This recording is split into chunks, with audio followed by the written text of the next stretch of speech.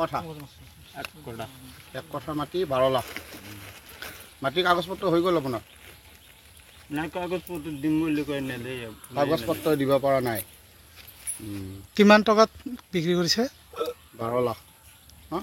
কাগজপত্ৰ দিয়া নাই এতিয়ালৈ আপোনালোকে কি বুলি কয় কাগজৰ কথা ক'লে কাগজ কথা ক'লে দিম আৰু দি আছো কোনে কয় এইটো কথা সবেৰা আপুনি ক'ৰ পৰা আহিছে এই ধনচৰি ধনচিৰি এই টাংলি ধনচৰি এইটো মিয়াদী পথাৰ মাটি গমে নাপায় তেওঁলোকে এতিয়া গমে নাপাওঁ পইচা লৈছে বহাই থৈ দিছে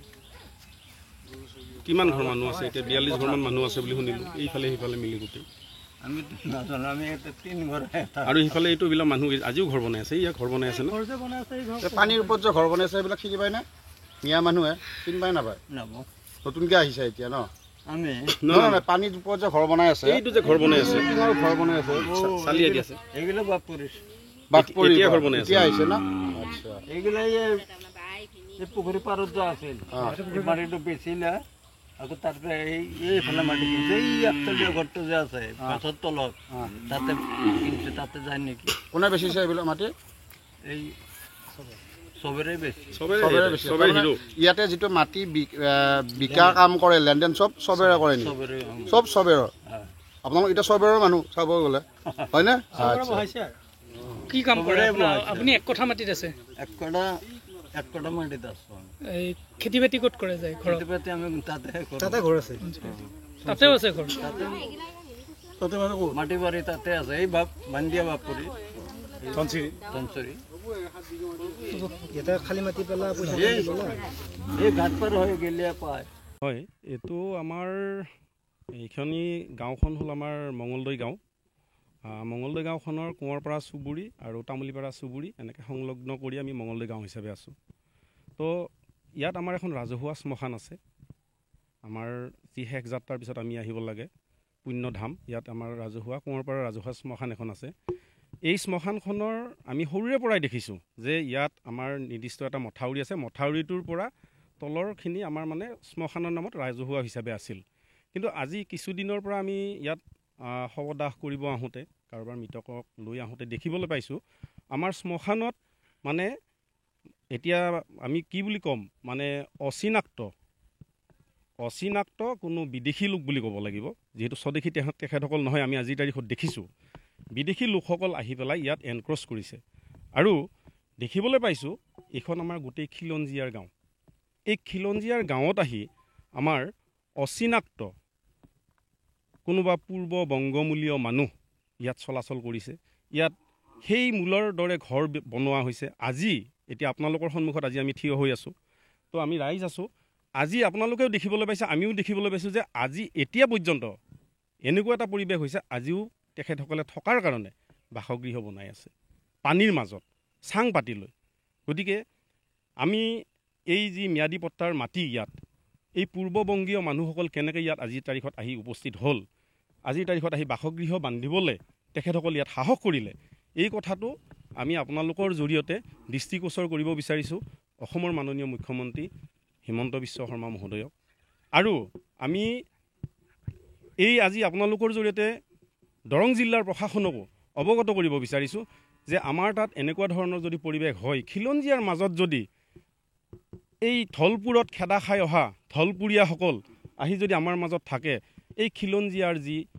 ঐতিহ্য আছে সেই ঐতিহ্যবোৰ ইয়াত আমাৰ নাথাকিব আমাৰ আপোনালোকে অলপ আগত দেখিছে ঐতিহ্যমণ্ডিত পন্তা খাইটি পুখুৰী নামৰ এটা পুখুৰী আছিলে সেই পুখুৰীৰ পাৰ বেদখল কৰিছে পুখুৰীৰ পাৰত বাসগৃহ বনাইছে পুখুৰীৰ পাৰত পায়খানা বনাই তাত মানে ৰাতিপুৱাৰ যিটো নিত্য নৈমিত্তিক কাম সেইটো কৰিছে তাৰ পৰা গোটেই পুখুৰীত গৈ অৱশিষ্টবোৰ পৰিছে গতিকে এনেকুৱা ধৰণৰ অৱস্থা এটা হৈছে আজি এই যিটো পৰিৱেশ চলি আছে এই পৰিৱেশটোৰ সময়ত যদি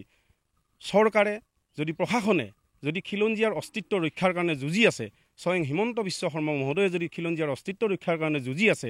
যদি আজি আমাৰ এই খিলঞ্জীয়াৰ মাজত আহি এই অচিনাক্ত পূৰ্ববংগীয় এই